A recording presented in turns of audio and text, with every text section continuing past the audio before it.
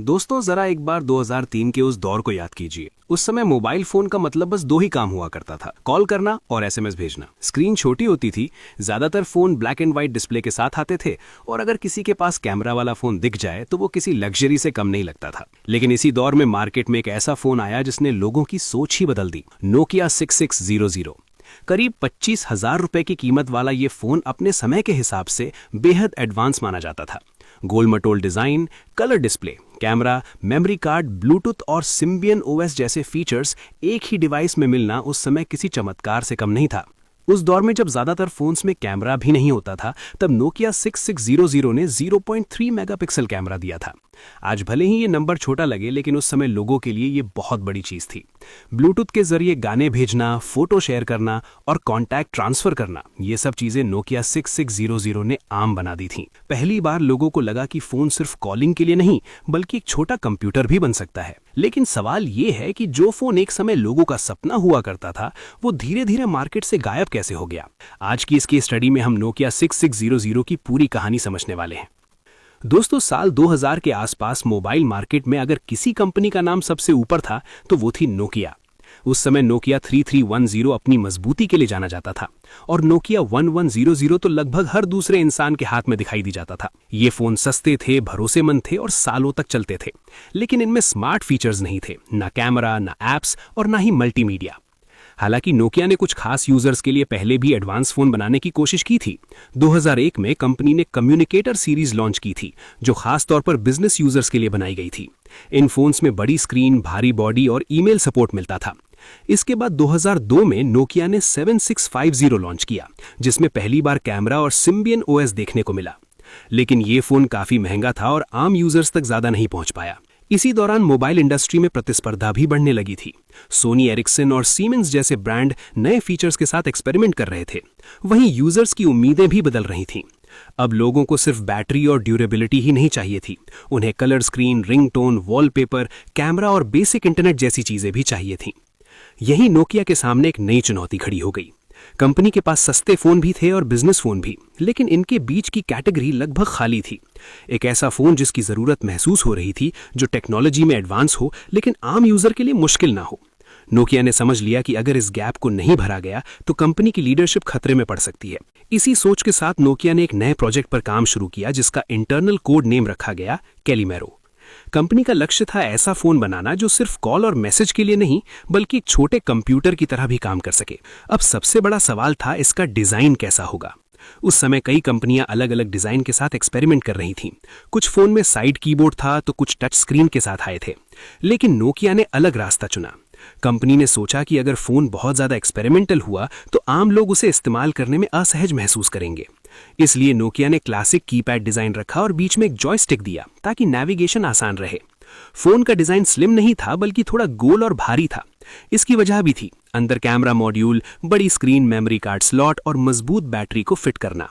Software के लिए Nokia ने सिम्बियन ओएस सीरीज 60 चुना, जो उस समय स्मार्टफोन के लिए सबसे एडवांस प्लेटफॉर्म माना जाता था। यही वो चीज थी जिसने नोकिया 6600 को बाकी फोन से अलग बना दिया। इस ऑपरेटिंग सिस्टम की मदद से फोन में मल्टीटास्किंग संभव थी और यूजर थर्ड पार्टी एप्स भी इंस्टॉल कर सकते थे, जो उस समय एक बड़ी बात थी। साथ ही नोकिया के इंजीनियर्स ने यूजर इंटरफेस को जितना हो सके उतना आसान रखने की कोशिश की ताकि कोई भी इसे आसानी से इस्तेमाल कर सके। और फिर आखिरकार 16 जून 2003 को नोकिया 6600 दुनिया के सामने आया। लॉन्च होते ही इस फोन ने मार्केट में हलचल मचा दी। Colour screen, camera, bluetooth, memory card और सिम्बियन ओएस, ये सब फीचर्स एक ही फोन में मिलना लोगों के लिए बेहद हैरान करने वाली बात थी। भारत में इसकी कीमत करीब 25,000 रुपए रखी गई थी। अगर आज के हिसाब से देखें तो ये उतनी ही कीमत है जितनी आज किसी प्रीमियम स्मार्टफोन की होती है। शुरुआत में कई लोगों को ये फोन महंगा और थोड़ा अजीब डिजाइन वाला लगा, लेकिन जैसे जैसे लोगों ने इसे इस्तेमाल करना शुरू किया, उनकी राय बदलने लगी। कैमरा उस समय के हिसाब से शानदार था, मल्टीमीडिया फीचर्स नए अनुभव दे रहे थे, एप्स इंस्टॉल करने का कॉन्सेप्ट लोगों को बहुत पसंद आया। बिजनेस यूजर्स के लिए ईमेल और कैलेंडर जैसे फीचर्स उपयोगी थे, वहीं युवाओं को ब्लूटूथ और गेम्स ने आकर्षित किया।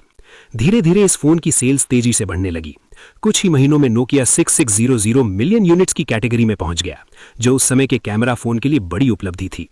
इस फोन में 104 मेगाहर्ट्ज का प्रोसेसर और 6 मेगाबाइट इंटरनल स्टोरेज था। हालांकि स्टोरेज को एमएमसी कार्ड के जरिए 2 GB तक बढ़ाया जा सकता था। उस दौर के हिसाब से ये काफी एडवांस्ड हार्डवेयर था। नोकिया 6600 ने लोगों को हर छोटे पल को कैमरे में कैद करने की आदत भी सिखाई, जो आगे चलकर स्मार्टफोन कल्चर का हिस्सा बन गई। MP3 प्लेबैक, वीडियो रिकॉर्डिंग और वीडियो प्लेबैक जैसे फीचर्स भी इसे खास बनाते थे। धीरे धीरे लोगों का नजरिया बदलने लगा। जो फोन शुरुआत में अजीब लगता था, वही बाद में पावरफुल और फ्यूचर रेडी डिवाइस के रूप में देखा जाने लगा। 2004 और 2005 के बीच इसका क्रेज अपने चरम पर था। लेकिन टेक्नोलॉजी की दुनिया में एक सच्चाई हमेशा रहती है, जो चीज आज नहीं होती है वो कल सामान्य बन जाती है। और नोकिया 6600 के साथ भी कुछ ऐसा ही हुआ। समय के साथ नोकिया ने खुद नए मॉडल लॉन्च करने शुरू कर दिए, जैसे 6630, 7610 और 6680।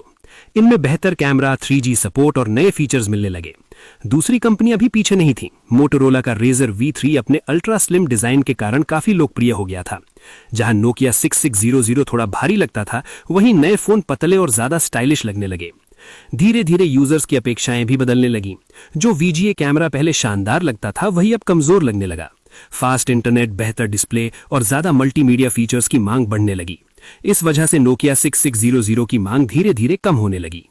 लेकिन सच ये है कि यह फोन असफल नहीं हुआ था, बल्कि इसे नए और ज्यादा एडवांस्ड फोन्स ने रिप्लेस कर दिया।